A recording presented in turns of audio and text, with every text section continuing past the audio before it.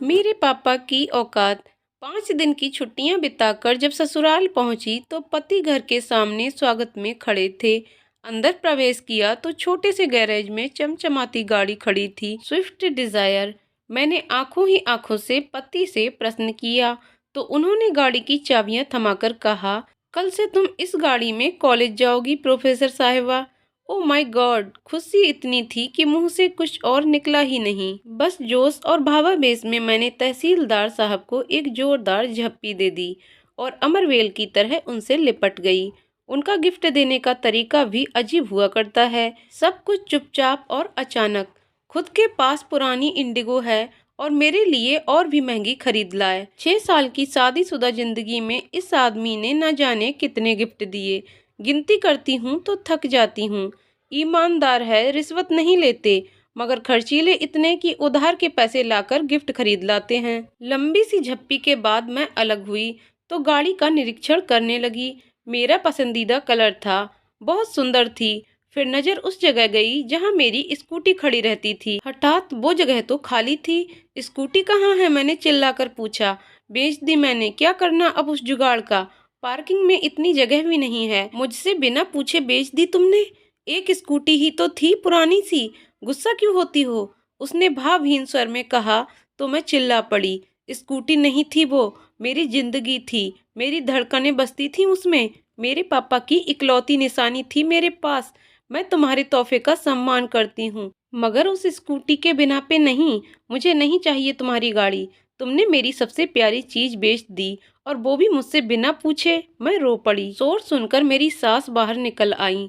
उसने मेरे सर पर हाथ फेरा तो मेरी रुलाई फूट पड़ी। रो मत बेटा, मैंने तो इससे पहले ही कहा था एक बार बहू से पूछ ले, मगर बेटा बड़ा हो गया है। तहसीलदार, माँ की बात कहाँ सुनेगा। मगर तू रो मत। और तू खड़ा खड़ा अब क्या देख रहा है? वापस ला स्कूटी को। तहसीलदार साहब गर्दन झुकाकर आए मेरे पास। रोते हुए नहीं देखा था मुझे पहले कभी। प्यार जो बेइंतहा करते हैं, याचना भरे स्वर में बोले, सॉरी यार, मुझे क्या पता था वो स्कूटी तेरे दिल के इतनी करीब है।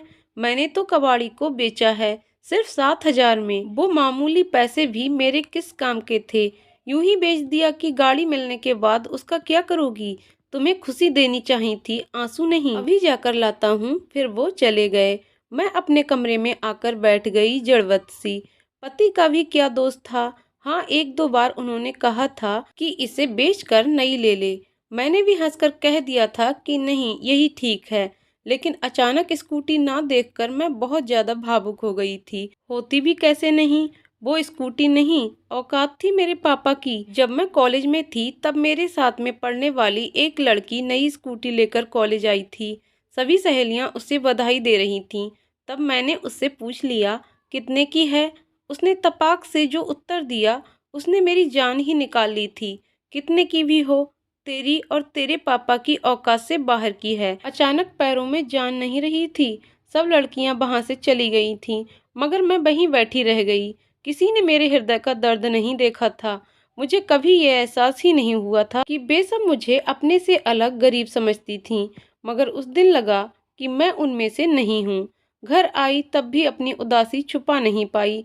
माँ से लिपटकर रो पड़ी। माँ को बताया तो माँ ने बस इतना ही कहा, छिछोरी लड़कियों पर ज्यादा ध्यान मत दे, पढ़ाई पर ध्यान दे। रात को पापा घर आए तब उनसे भी मैंने पूछ लिया, पापा हम गरीब हैं क्या? तब पापा ने सर पर हाथ फेरते हुए कहा था, हम गरीब नहीं हैं बिटिया, बस जरा सा हमारा वक्त गरीब चल रहा है। फिर अगले दिन भी मैं कॉलेज नहीं गई। न जाने क्यों, दिल नहीं था। शाम को पापा जल्दी ही घर आ गए थे और जो लाए थे वो उतनी बड़ी खुशी थी मेरे लिए कि शब्दों में बयां नहीं कर सकती। एक प्यारी सी स्कूटी, तितली सी, सोन चिड़िया सी, नन्ही एक सफेद परी सी थी वो।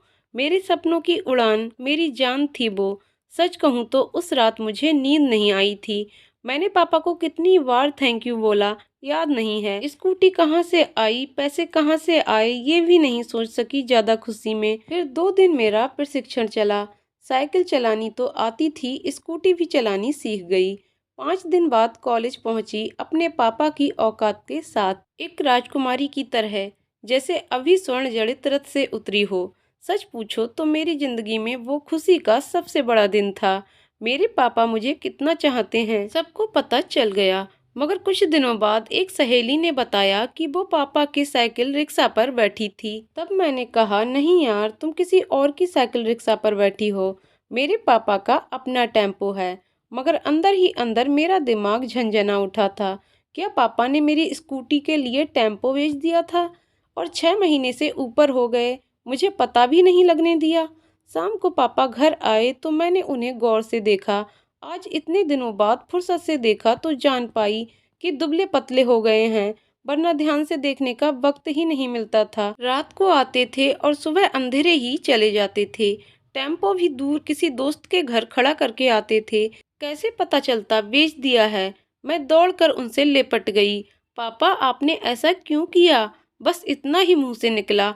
रोना जो आ गया था। तू मेरा गुरूर है बिटिया, तेरी आंख में आंसू देखूं तो मैं कैसा बाप। चिंता न कर, बेचा नहीं है, गिरवी रखा था, इसी महीने छुड़ा लूंगा। आप दुनिया के बेस्ट पापा हो, बेस्ट से भी बेस्ट। इसे सिद्ध करना जरूरी कहाँ था? मैंने स्कूटी मांगी कब थी? क्यों किया आपने ऐसा? 6 महीने से पैरों से सवारियां ढोई आपने। ओह पापा, आपने कितनी तकलीफ झेली मेरे लिए। मैं पागल कुछ समझ ही नहीं पाई और मैं दहाड़े मार मार कर रोने लगी। फिर हम सब रोने लगे, मेरे दोनों छोटे भाई, मेरी मम्मी भी। पता नहीं कब तक रोते रहे।